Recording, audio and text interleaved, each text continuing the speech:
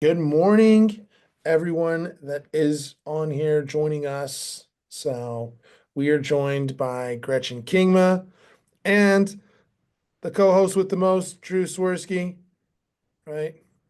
Yes, sir. The Andy Richter to my Mexican Conan O'Brien. Um, yes, Drew, tell me something good. What's going on in your world? I'm excited. It's spring break around here, and I'm going to spend some time with my grandson and my son and just hang out the rest of the week working from home. Uh, he loves soccer, so I'll probably play soccer 7,000 times this week in the front yard, which is cool. But Did you that say excites me. you had a grandson, Yeah, Drew? my grandson is he's hanging out with us this week. Drew, I didn't I am proud of you. Drew was a teenage father. So that's always a grandfather. He's overcome the odds to have Oh, yeah. success.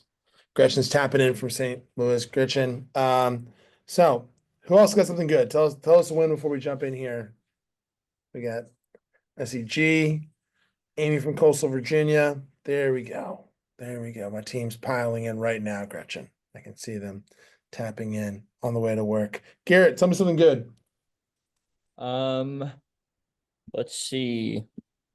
Had listed a property on the market the other day and got an over asking cash offer in 72 hours. So that's a good win that came across the plate yesterday. Love it. I love it. I love it. Love it. And one more. Aaron, you got some energy for us? Mr. Kavanaugh, you hyped? You excited?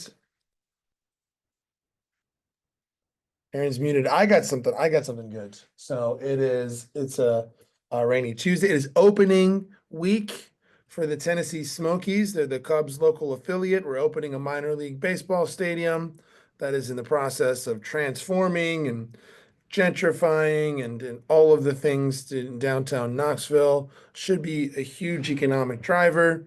We've got, I think, our own perspective on it because we know one of the members of our grid community here in Knoxville, Dina Zaud. Her husband, Mo Abbas, was the one who's actually in charge of the entire project. So we did like a private tour of it, saw how it really impressive what they're building, really exciting. So I for one, am totally stoked. I'm going on Friday to the Smokies. Yeah. Gretchen, what are you excited about in your world? What are you looking forward to? Oof. I am looking forward to going on a real estate conference next week with another EXP group. My license is currently held with Keller Williams, and I'm all about learning, networking with other people. So I'm excited about a conference. My birthday's next week, so I said I'm just going to go and stay in an Airbnb with random women that has a pool and leave my kids behind. So I'm excited about that. And I'm excited about publishing a book for other occupational therapists, entrepreneurs. So those are two exciting things on the horizon for me here in St. Louis. I love that. I love that. Funnily enough, that was actually what Drew had almost the exact same description when I asked him what his plans next week. He said, I'm going to go stay in an Airbnb with random women and leave my kids behind. Yeah, it's Kismet. really solid, solid. It No, sounds like a good plan. I love it. And then actually, if you jumped on, like everyone jumped in afterwards, I think it'd be a great segue.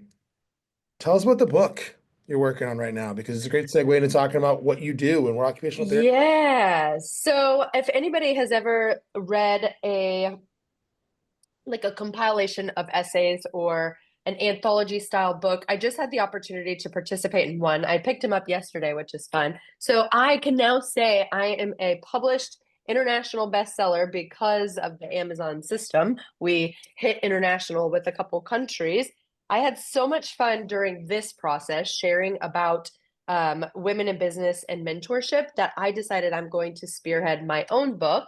And it is going to be about occupational therapy entrepreneurs, kind of entrepreneurs, but also non-traditional occupational therapists, because that is my background. I have a master's degree in occupational therapy. And let's put in the chat, do you know what the heck occupational therapy is? Yes or no? And it's totally fine if you don't. 99% of my patients when I was in the clinical setting had no idea. And I think my parents still have no idea. So it's totally fine to have honesty. But I'm bringing together a bunch of OTs that have blazed their own trails to do our own book. and get the message out there that, yay, what is occupational therapy? Who who else knows? Anybody? Thumbs up, thumbs, shake your head, yes, no. Like I can see your faces. Who knows what occupational therapy is? Does anyone not know? Maybe Someone does- Amy has personal experience because she's smiling really big. I hope you are an OT or you have been tortured by an OT, maybe. Yeah, so actually, my former background is an athletic trainer. So I work with physical therapists and occupational Heck therapists. yeah. Yeah. So my bachelor's degree is in exercise physiology. We'll Oh just yeah. jump in if it's okay, Justin. Like Yeah, just let's jump in. roll. How the Yeah. heck I am in a real estate role as an OT.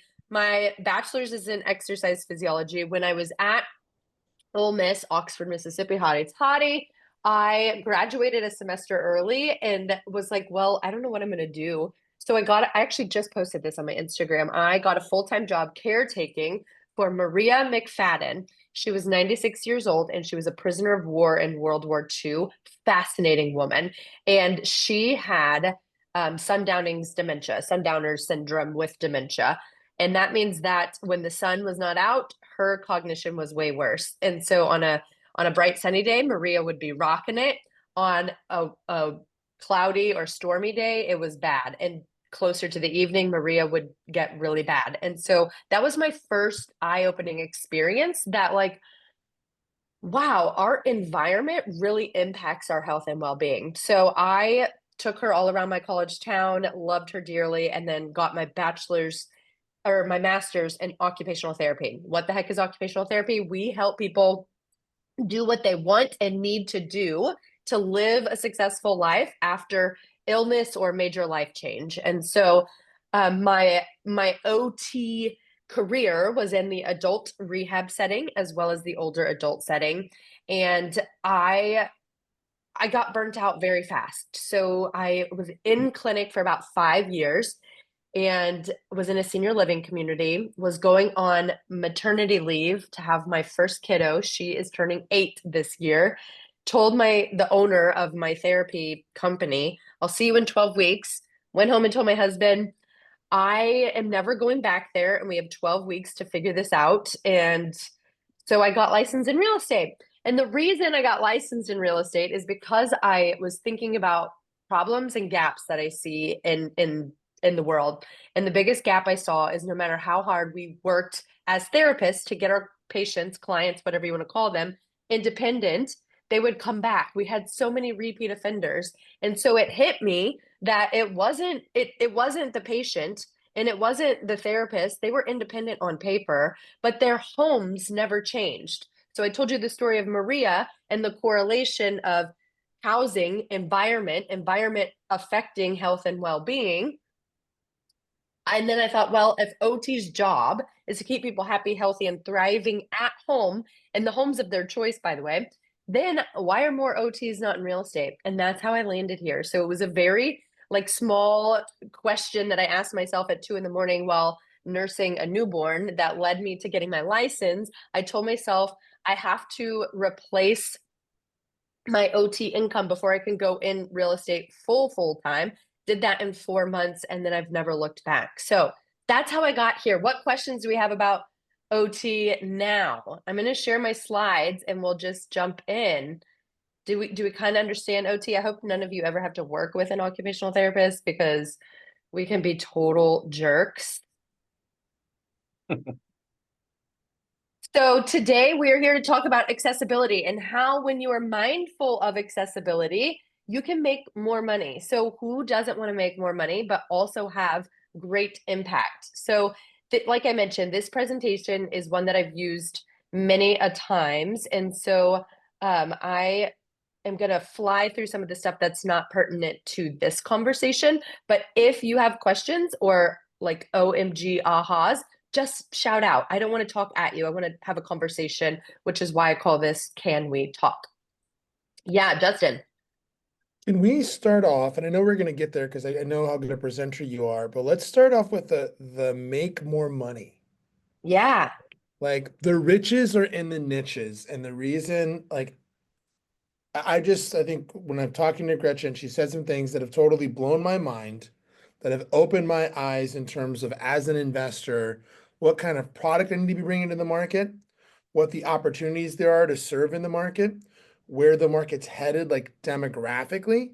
Like, and so this is just like, again, you know what I mean? Like, we get into this industry, some of us want to serve, but also because we can earn a great income. And this is another one of those great marriages where you're going to leave here today being like, oh my God, I am fired up. Like, you know, Gretchen is doing this, but this isn't a nonprofit. Like, she's found a way where there's a vocation where my ability to earn income and my passion and the needs of the market all intersect. Yeah. Yeah, that's a great first. I like starting with profit. um, so there's a gentleman by the name of Louis Tenenbaum, and he is a home builder, has been in the biz for a very long time. He's kind of pivoted out of active home building to advocacy. I think he's in the DC area. I'm not 100% sure where he is.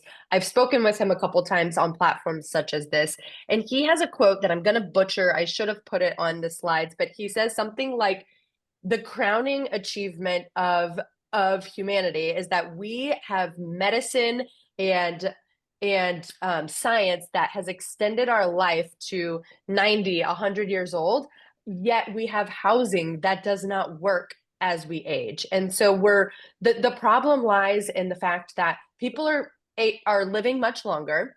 They are reporting year over year over year that they want to stay in their homes, but less than 1% of homes are accessible. So like that is where you make more money. Literally, here I have it on the next, actually I have statistics on the next slide, but let's just do like a pre-test before we get into the next slide. I tried to zoom this picture in. What do you guys see here? Just shout it out. Don't use the chat. Let's all chat. What do you see here that would be accessible? Your little pre-test before we get into the meat and potatoes. The handlebar right Okay. outside the shower, or in the shower, I'm sorry. Yep. So we have 2 grab bars. What else? Mhm. You can Wide roll, enough for a wheelchair. you can roll into the shower. Yeah, zero presuming- barrier. Yeah, presuming the width is wide enough, and I can't It tell. is. It Okay. is. We'll just say it is. What else do you see? A seat. A seat. This drain, this is not by accident. A trench drain up against the wall instead of your typical center drain. The floor is slightly sloped, which you can't see, which moves the water away from the center. If somebody was sitting on this seat and they go to stand up, they're not going to slip because there's not going to be a huge pool of water. What else? I see 2 shower heads, a standard and a handheld, in case somebody has. I heard somebody before we jumped on say that their loved one either torn ACL or hurt their leg. If you have surgery or hip replacement, you can't get your stitches wet for a long period of time. So a handheld is great for getting the rest of your body clean without going right on your wound. A lot of people think that this tile is just like a trendy modern selection, but there's a lot of visual contrast here. So the tile is a different color than the seat, which is a different color than the floor. So if you have low vision like me, that is helpful. And so the niche where you put your supplies, so stuff's not on the floor, like these are the things that I'm looking at daily. And you as realtors and investors should be marketing in your listings because as we've just learned, less than 1% of existing US housing is considered accessible. Hey, Gretchen, Yeah, are those double hinges so the door opens in and out? it does. That is a great point. And I have given this presentation to wheelchair users, and I had one woman who was just a spitfire. She was like, no way is that shower door working for me because it looks really heavy and I have very like little mobility. So again, universal design is the lens in which I like to look at accessibility through. But it's not a cookie cutter one size fits all. So our goal as realtors, as investors, as renovators, rehabbers, whatever role you play, is to design something beautiful where you're hiding the peas and the mashed potatoes. So we want to hide the ugly vegetable in the yummy starch. The ugly vegetable being accessibility. We want to hide it in beautiful functional settings like this. This does not look like a rehab hospital. This looks like it could be at a hotel that I want to stay at. It doesn't look institutional. So a big language thing.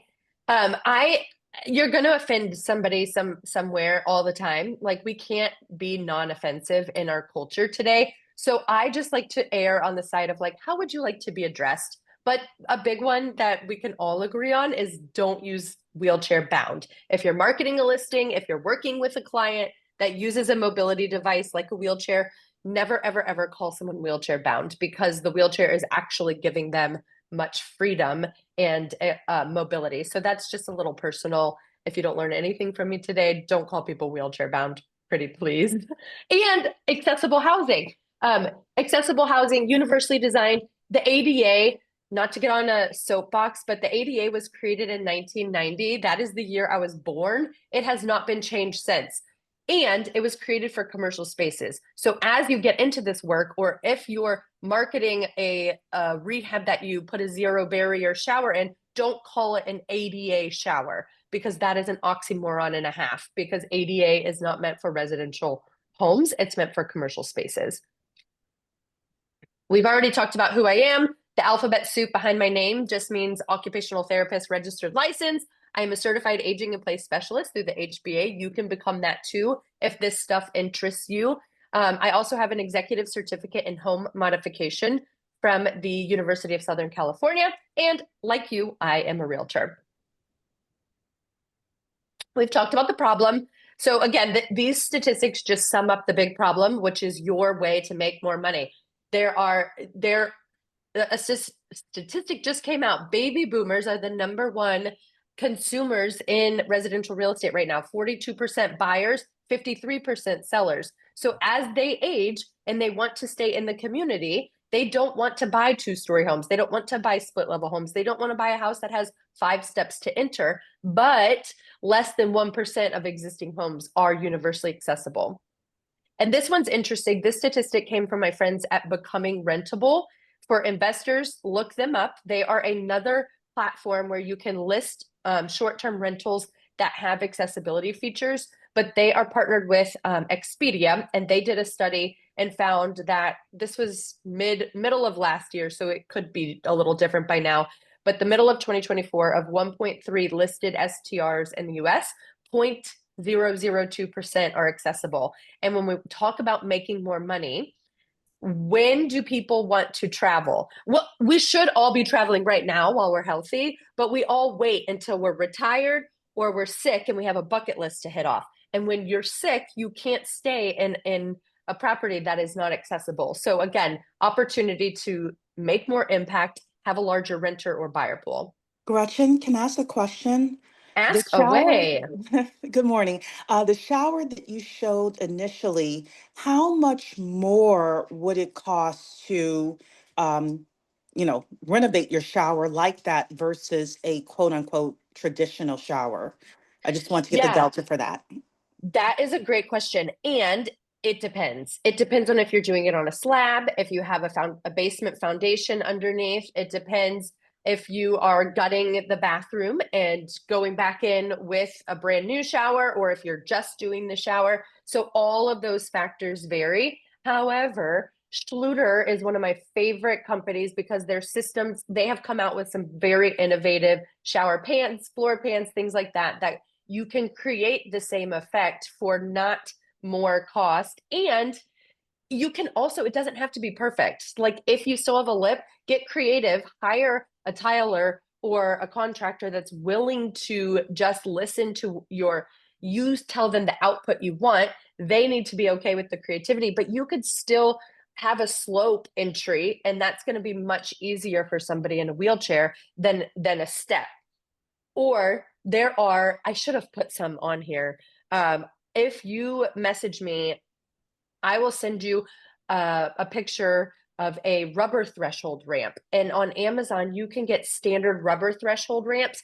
Throw that in your listing or your rental, but take a professional photo showing like this is easy peasy. You want somebody to stay here that has wheelchair, and try to get the shower pan that has the smallest lip possible. And there are creative solutions for that. If you don't want to tear everything out and you have 1 to 2 to 3 would be the max, 3 inches, you can get custom rubber threshold ramps that take that threshold away. Did that answer your question clear as mud. There's no like black and white. It just depends on all those factors.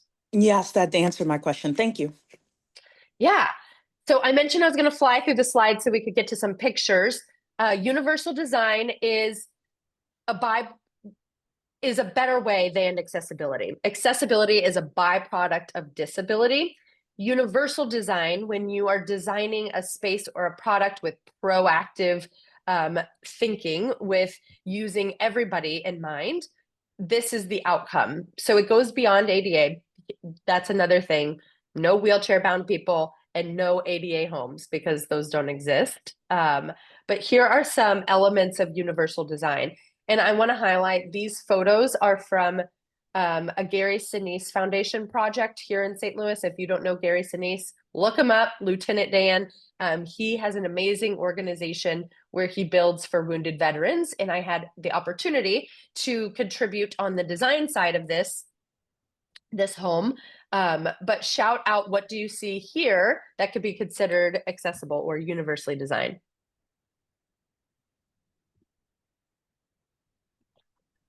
Zero step.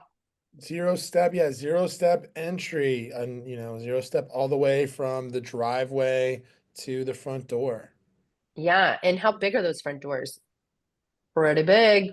And that doesn't just benefit somebody in a wheelchair, by the way. I am a busy, crazy mom who's always carrying 25 things when I'm going from the car to my house. So that also benefits people carrying things, movers, furniture in and out. Heaven forbid you need a hospital bed at some point. If you have zero steps with double doors, it just increases function tenfold. Again, these door handles look like a modern sleek feature, but they go from almost all the way to the top to all the way to the bottom for intention. My 4-year-old can open that door the same way an 87-year-old with a walker can. No matter where it's placed, there's somewhere for somebody to grab onto. Person specific. So this isn't something you're going to put in all of your rehabs, but kind of a cool feature. I mentioned this gentleman is a veteran. He sustained double below the knee amputation of his legs and suffered a traumatic brain injury in Iraq. And he's very passionate about being a Marine. So they put his flagpole at the sidewalk. Where are most flagpoles? Out in the center of the yard with maybe some landscaping around them, but this is accessible to him, whether he's wearing his prosthetic legs or using his wheelchair. So just thinking about function. And then again, when you go to list your properties, market those things. This is the garage. You can't see it, but they did raise the garage floor up. So there are 0 steps to get into this house. His bathroom does not look like a hospital, looks like the Four Seasons. And I want to highlight, a lot of these photos are luxury. At the end, I have more normal homes, but you can achieve this with products from Menards the same way you can custom cabinetry. It's more the concepts I want to highlight, not that you have to have $1 million+ homes to achieve universal design. So here we have roll under sink. Yep. What's Menards? Like, what's an equivalent? Like Home Depot? Home Depot, Lowe's. Gotcha, cool. You don't have Menards? You don't save big money at Menards? You don't save big money at Menards. Menards did not make it all the way to the foothills of the Smoky Mountains. They have a jingle, save big money at Menards, and my kids sing it all the time, and we never even shop there, so significant marketing. Anyways, so again, we have visual contrast between the floor, the sink. We have alternating height sinks here. This looks like it would just benefit a wheelchair. However, walker cane users, it allows you to get all the way up here and then hold on to the countertop instead of being blocked here and reaching outside of your base of support. It's hard to see, but we have lever style faucets for low dexterity. A lever style is way better than a knob every single time. Also hard to see. These mirrors, they're hung at the same height because it would drive me crazy if they weren't, but this glass is larger because if somebody does have kyphosis, meaning they lean over or they're in a seated position, they need to actually be able to see their face when they shave. So just something to note if you are creating a double vanity like this. And then having some open storage. while a person that hates clutter does not love open storage, it is beneficial for people that have low dexterity or poor fine motor use of their upper extremities. And so you can even market that, like, it doesn't have to be that your home is fully accessible, but if you do a rehab, put little marketing tints and say lever style faucets, so much easier for those arthritic hands, or make it funny, but that when people walk through, they're like, oh, that's really intentional. Here's another shower. Again, luxury, looks like the Four Seasons, not a rehab hospital. But my favorite feature of his shower is that they use the same exact tile for the floor. They just made much smaller cuts. Why? I know, but I'm cheating. Because when you use the same exact tile, you get the cohesive, pretty aesthetic. However, smaller tile means more grout means more friction means less falls. So because this gentleman wears double prosthetic legs, he uses his upper body strength to get him across the floor if he's on the ground, or if he's wearing his legs, we need friction so that he doesn't fall in the shower. So this is an easy way. The cost increase is going to obviously be on labor, but an easy way to keep the aesthetic without having two different tiles to increase safety and function. Can I ask a question here? Even though Of it's kind of in the course. middle, but I think it might. So we breezed through the slides, but if we went back for the slides, it said 1 in 4 people in the United States have a disability. That the boomer population, the age, that demographic, right, they're gonna be the largest demographic in the US. That 1% of homes are easily accessible. So how many people over 55 have mobility? I think that's the thing we don't realize, like, have mobility issues, because I love that we're talking about, like, uh someone who's a wheelchair user, right? And I think I remember this story. This guy is a younger, probably like closer to my age. Like, this is someone Yeah. yeah. Yeah, that So house, he's I think 45-ish, sure. 42-ish. And just maybe because of perception, like, man, something would have to happen to me for that to happen to me. But we're all aging, and so what's the likelihood of, like, hey, as you're aging, given the health of the population, like, what percentage of the population needs universal design? Like, it's not like just a nice. It's like, no, no, no, this is coming for all of us. Yeah, this graph I found from Harvard. Obviously, mobility deficits come with greater age. However, that 1 in 4 statistic is self-report. And Mm-hmm. who wants to raise their hand and say, I have a disability? I know the CDC does the best they can with their polling and health data, but I would venture to say this is probably a lot higher, because when I had complications from my pregnancy, I was on short-term disability. So whether it's long-term disability, people are going to be disabled forever and ever, or we go in and out of being 34 and trying your darndest in beer league softball and not having it like when you were 16, like, that is disability. And so it's more about bridging the education gap than who has a card stamped that says I Sure. have a disability. And that's why I try to highlight in my listings actually a fun case study. And I didn't bring pictures. A group that's actually in your St. Louis area grid group hired me to help them purchase and list a rehab. And it was in an area called South St. Louis, a ton of bungalows, non-accessible homes, like 1920, 1930 brick, cutie patootie gingerbread houses.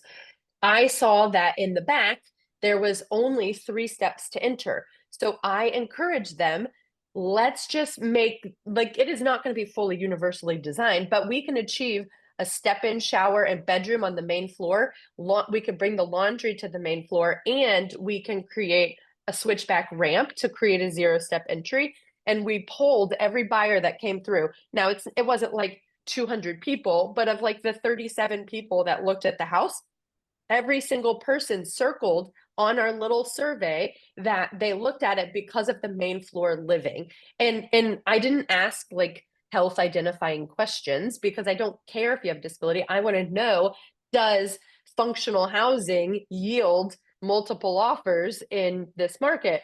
And the person that bought it was a multi-generational couple where someone my age is living with mom and dad. Mom and dad are staying on the first floor, but every single person, I think it was 37 or 38 buyers, every single person circled that, yes, we came and looked at it because of the main floor living, the main floor laundry, and the 0-step entry. So it doesn't answer your question with like black and white data.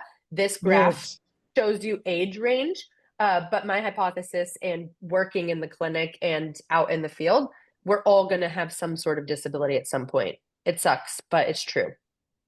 I think that's great. I think I've seen some chat. Rob was chatting, just asking like how many of us have parents, you know, that need this. And I know, interesting. So my mom was in a wheelchair the last maybe it was 5 years of her life, and her and my dad are so frugal. And I was like, just renovate the house so you can use it right now. And she's like, no, because I'm gonna get out of the wheelchair. And I was like, awesome. Never happened, but I was like, you're just gonna be back using the same stuff here in 10 years. Like, you know, you're with Mm-hmm. your 70s, you're not gonna be mad you have a grab bar in the bathroom, right? Yeah. Like, So I live in a 50s ranch. 1955, this sucker was built. But the reason I bought it is because I am a nerdy OT and I will never live in a place that doesn't have a no-step entry. I have a sunroom, 20 by 20 sunroom that has wide doors in the back, and that is where we achieve our 0-step entry. We bought this place because it was close to where my parents were. We closed in March of 2020. In July of 2020, my dad was diagnosed with stage 4 cancer. And I'm so happy that we live in this house because he could come hang out with us until the end of his days. So he passed away in 2022, but our house was never a barrier to our family gathering. And he was 57. So you don't have to be 80. Life gives you lemons no matter what age. Those type of illnesses don't discriminate. So it could be anyone at any time, unfortunately. This is an example of flexibility in use. This is my colleague, Tiffany. If you want really good, just a shameless plug for Tiffany, follow her on Instagram, the Tiffany Dill. She does universal design consulting with builders and architects here in St. Louis, but she also does virtual consultation. But this is her home. They built a custom home after looking and looking and looking for 4 years, couldn't find anything that fit their family needs. Her brother-in-law, who's 30 something, 37, has cerebral palsy and uses a wheelchair from time to time. So when they come to visit from Kentucky, they needed an accessible entryway. So this is showing a ramp integrated in stairs. Now, this ramp is not ADA compliant, which goes to my point. Don't just search ADA code book and then try to apply it to houses, but this works for their family and made their home accessible. So you don't have to go by ADA code. You just have to have a little bit of wherewithal and know that somebody's not going to fall off the side here and break their neck, because that would be terrible.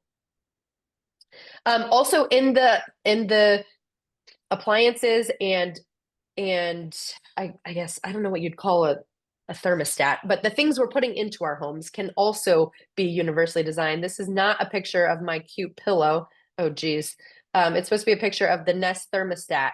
The reason being, of course, it has the green and economic features, but smart thermostats can also increase function.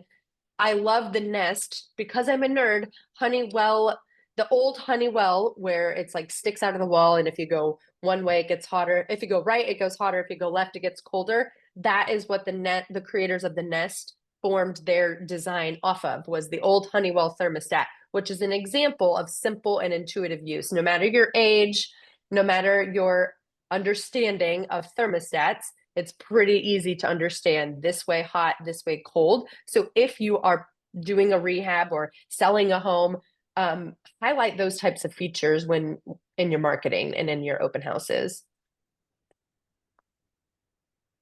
I can't get my face to go away. I'm sorry. That is terrible. Okay, now I can actually press the button. Um, who has heard of induction cooktops? I mean, they're not like super new, but who has used an induction cooktop? So this kitchen has an induction cooktop. This was built for a woman whose husband was a wheelchair user, but she also started a nonprofit called the Starkloff Disability Institute in St. Louis. So she has a lot of friends who are on that spectrum of disability. And so some of the things she did in this kitchen, her faucet, instead of placing it up against the wall where everybody places their faucet, put it on the side here so that it's easier to reach. She has some receptacles that come up just like a commercial space, but from the counter so that you don't have to reach to the wall, and then an induction cooktop with a pot filler. And then I'm just going to show the pictures and not talk about universal design, but these modern numbers, we all think they're so trendy. They are a great way for perceptible information. I work with a ton of seniors. One important thing for senior homeowners is that family, friends, and first responders can get to them quickly. So this is a great recommendation when working with senior or older boomer home buyers, or just, I live in my 50s ranch is in a neighborhood with no street lights. And if I go have red wine with a neighbor friend, I might need some visual cues on my way home. So it really increases function for everyone. This is the inside of that home that we've been looking at. Chip and Joanna Gaines really put the barn door on the map. When they're done correctly, not like the DIY kit from Lowe's, they really decrease the amount of physical effort, and it saves space to minimize the swing. So that's great for if somebody needs help walking. It's great for just decreasing clutter in a hallway, etc. Size and space is a huge one in universal design, making sure walkways are at least 30. I say 32, the standard is 36 inches, but when you live in a 50s ranch, you can't modify a home to achieve 36 inches all the time. So a standard wheelchair is 28 inches wide. So as long as you're at 32, you have plenty of space to maneuver. And then here are some pictures, some examples. This is Tiffany's guest bathroom. She chose a different tile in the bathroom for those visual cues: 0-step entry, roll under sink. If this was her primary, she would have done like chrome plumbing components all the way, but it's just a guest bath. So she wasn't so worried about the aesthetic there. But again, lever style handles. Universal design benefits everyone, not just the 96-year-old with mobility issues. Benefits a pregnant woman, mom pushing a stroller, dad pushing a stroller, kids carrying heavy backpacks. Here are some. Okay, these are good ones for you to write down. We presented this to the Governor's Council on Disability here in Missouri. We got their stamp of approval, and now we are fighting with our local MLS to make these criteria. These are UD ready criteria. So as an investor, as a rehabber, as a listing agent, these criteria denote a home that is going to be economically easier to modify. So if it has 2 steps or fewer to enter, any egress, it doesn't have to be every single exterior door, but if there's an area with 2 steps or fewer to enter, bedroom, bathroom, kitchen on entry level. And I say entry level, not main level, because in St. Louis, we have a ton of walkout basements that this could be achieved easily. And then 36-inch hallways and doorways. If a home has those features, it's going to be very functional for somebody to live in place forever and ever, and cost a lot less to modify. I'm just going to give you one more case study example. This was a FSBO that I called on, this blue kitchen here. I was like, oh my gosh, I love your universal design. Did you realize that your alternating height island would allow like a whole family? And this was when my dad was actually sick and he was using a wheelchair. But if you have an alternating height island or an integrated island table situation like this one over here, it is so easy for grandma to pull up a seat at the table while the kids can belly up at the chairs. So just, it looks beautiful and functions well. And this was my parents' home. So when my dad was diagnosed with his cancer, I knew they were going to have to move from the home that we grew up in, 2-story traditional home in St. Louis. Mom calls me one day and has the oh crap moment. Dad cannot go up the stairs. So I share this one to say, you as pro realtors pouring into yourselves education wise are not going to be like the regular realtors. This is the home from the front. So many steps. If you see this, you're probably going to go right past it if your client has mobility issues. But I pulled up Google Maps and saw that the grade of this yard went right into the back of the house. And my criteria, 2 steps or fewer, there was a little dinky, like falling apart patio that went 2 steps into this primary bedroom, which door is 36 inches. So I was like, Mom, we have to go see this house. And she's like, why? There's stairs galore. And so I said, but we could create an awesome outdoor living space that goes right into your bedroom. And this bedroom also has an ensuite bathroom with a step-in shower with a 1.5-inch threshold. And so we bought the house. My mom bought the house. Mom and dad bought the house. And then I designed this patio and worked with the contractor to put this patio on. We have a sloped ramp here, stamped concrete instead of just smooth concrete to increase friction. And my dad quite literally, it would be morbid if I like shared pictures, but quite literally like lived out here until the very, very end. Had a TV here. He would watch his Cardinals baseball, watch his Ole Miss Rebels football, and he got to live on this patio and pass away at home. And this ramp served as the aisle for my sister's wedding that happened in my parents' backyard. So an example of universal design. This is beautiful, marketable, and does not look like a hospital. So that's all I got for you. Ask away. That's all. Drew was texting me how he's literally blown away. So I'm gonna let Drew have the first word. Gretchen, I'm a huge story guy, right? I love stories. Do you have a story like that you can share, like the CNN version of how you help someone, and like not only did you help them get like a dream home, but you changed their life in the process by making it accessible for them and their family? Yeah, I love a good story too. Recently, so a recent client that comes right to mind is like so sad and really real. Husband and wife. Husband was having a brain tumor removed. That was benign, was going to be nothing. Had a stroke during surgery. Wife is she was the breadwinner of the family, corporate finance executive, was not ready for retirement. They were in their upper 50s, maybe lower 60s. I would say upper 50s. They were checking into a hotel room once a week so that husband could get a shower because they lived in a brick colonial where all the bathrooms were upstairs.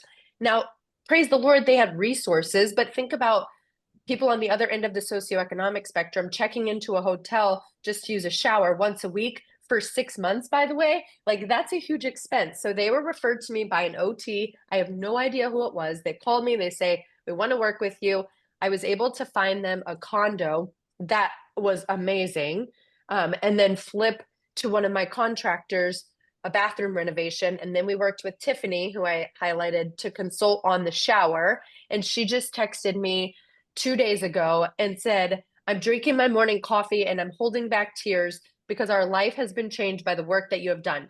And her husband, like, they still have a lot of life left in them. Now that her husband is a wheelchair user, they weren't just going to like throw in the towel and not live anymore. But she sent me a picture, her husband's feet and her sitting on their patio that's accessible from their living room, because it was like a beautiful spring day in St. Louis and they were drinking their coffee on the porch. So that comes to mind because that just happened. But there's so many more there. It's not all butterflies either.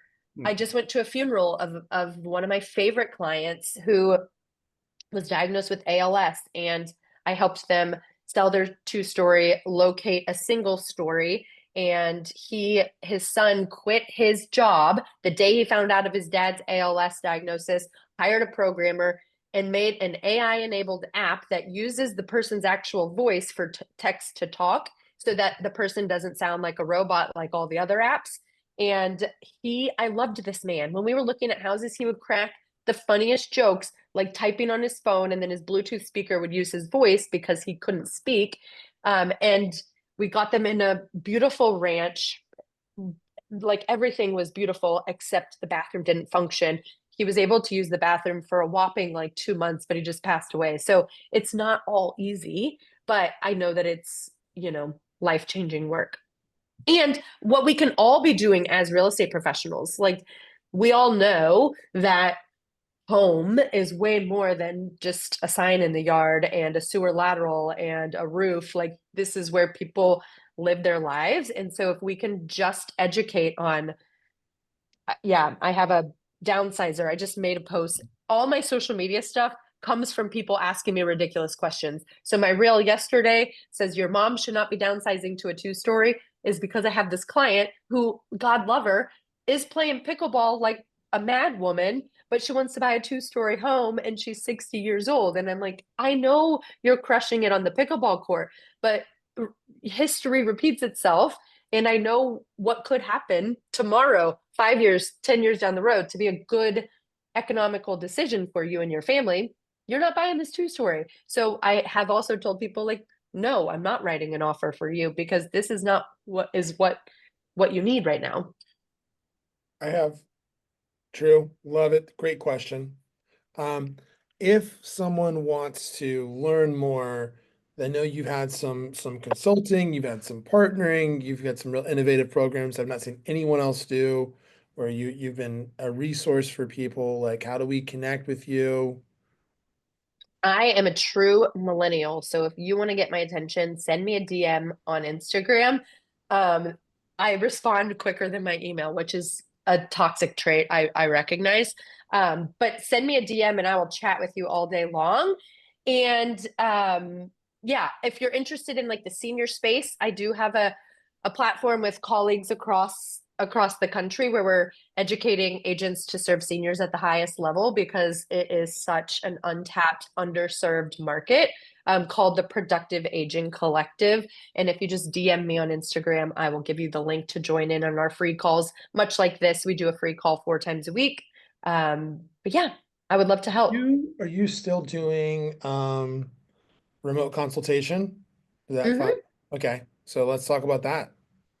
Yeah, so I could do, it's called a living in place plan. And the reason I did not mention it is because I'm in conversation with an awesome startup company that has created a tool that is going to enable all of you to do really cool work. And I will tell you more about it when I can.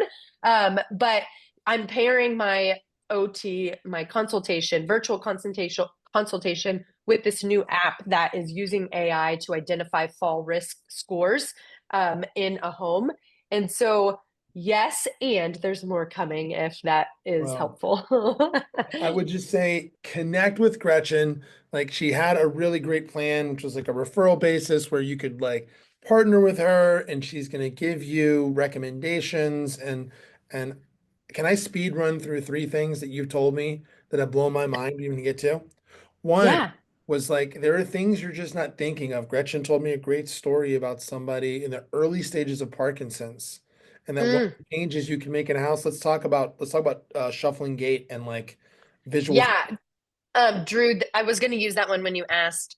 They almost fired me because they wanted to write an offer on a house. The house was done by a rehabber. It was beautiful. It was not poor work, but they did not tear out the original floor and they did not do one subfloor. They had thresholds galore, like reducers that were like half an inch to an inch, and there was tile in one room, LVT in another room, oak wood floor in another room. And so knowing from my background that as Parkinson's progresses, it's not just the shuffling gait, but it's how our brain processes the room that we're in. And so freezing episodes is very common amongst people with Parkinson's. And it's because our brain can't decipher transitions well. So one, shuffling gait, where you take small steps, you're going to be a huge fall risk in a house that has 5 different types of floors because the thresholds are huge. But two, you're going to have more freezing episodes because your brain sees vertical LVT planks and then horizontal ceramic tile. And so I told them, no, we have to find a house that has one cohesive floor. And she came to my dad's funeral. The wife came to my dad's funeral and she said, um, Mr. Like at the time, he wasn't using a walker, but I knew he would be soon because of his gait. And she said, I know at the time he wasn't using a walker. I am so grateful that you were so stubborn on this issue because now he uses a walker and we would be a mess if we didn't have this house. So I forgot about that example. Thanks for Uh, remembering. No, because this is the stuff I get excited about. You know how excited I get about when I found like, oh my God, like the things I was always passionate about, like making a difference. And I got into Mm-hmm. real estate. I remember specifically, I got into when I got back in at one point, I decided I was like, my job does not have to fulfill me. I'm just going to be a TC. And ironically, it put me on this path of like, I impact way more people than I ever would in a normal career. Um, but these blue ocean strategies, where we're the only person talking about any of these things, like I'll end on this. So 0.002% of short-term rentals in this country are accessible. What's the occupancy, Gretchen? We've talked about this on accessible homes, like on Airbnb. Do you remember this? Yeah, so I I don't remember the statistic that you're asking for, but I had a capstone student, so a doctoral student OT wise, and I gave her the task of picking 15 markets, like major city markets all across the United States. And I laid out three things, and she looked at Airbnb and VRBO. And in 15 cities across the United States, I want you guys to guess how many Airbnb or how many rentals were truly accessible. So not just somebody with a wheelchair, but walker or cane user as well. How many max in a major market? I wish it was 10. It Yeah. was three. Wow. Three. And it was in Austin, Texas. Um, so there's huge opportunity. I put becoming rentable here.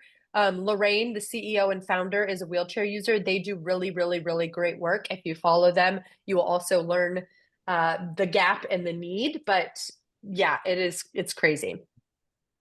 Um, do you have 5 minutes, 8 minutes? Yeah. Okay.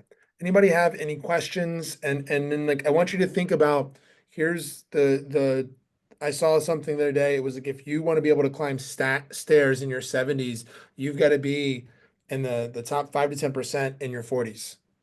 If you just look at the progression of like muscular loss and mobility issues and just like the reality of all this, my Grammy is 86. She's in amazing health. She has lost 6 inches Wow. because her spine is compressing and fracturing, right? Because what has she not been doing? She's not been deadlifting.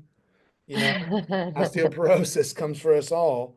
Well, not some more than others, right? And so um, having some uncomfortable conversations with the reality of aging, which we try to avoid, but also just senior planning, like just like living trusts and all the things we were talking about. If you're agent investors on this call, it's the Global Agent Investor Network, Tactical Tuesdays, what the gain is like, are we having conversations about wealth transfer, about living in place? I mean, this is all, are we really truly being like, your agent for life? Like what I love of what you're doing, Gretchen, is like we're getting into deep relationship with people and serving their needs. And when we serve the needs of the community, right? I find like opportunities take care of themselves. The opportunities for me to be of service naturally arise. I can build a business off of service. I'm going to put two resources in the chat. When you said agent for life, we're always taught like, excuse me, somebody wants to be an investor, buy them a book on investing, and that's your lead generation touch. I use this book, it's called I'm Dead, Now What, all the time with my clients, and I just break the ice. Like, it's not sexy to talk about dying, but we all have a financial planner. We don't all have a trust or will, but we all go see a doctor for our physical health. Nobody sits with a realtor and puts together a plan for their real estate. So that is a really good one to give to people and just say, write everything out, save some money when you do go sit with an attorney because you'll have it here and then put it away so your kids know where it is. Another question. I love your glasses. Take it away. Thank you. I love your glasses too. So you have so much knowledge, and I will tell you, like, I wasn't sure when we got this topic. I was like, what Because the hell are we accessibility talking is about? not sexy. I Well, know. I well, know. not only that, I was like, we should, what is accessibility? I don't get it. But I trusted Justin in the process, right? So how do we learn, like, for example, about the Parkinson's disease? Like, it's the, well, I guess my question is, the certification that you talked about, does it teach us those kinds of things? Or like, where do we get this fundamental knowledge to be able to speak to people about these things? Yeah, that's a great question. So CAPS would be a really good one for agents and investors. It's called the Certified Aging in Place Specialist, and it's through the Home Builders Association.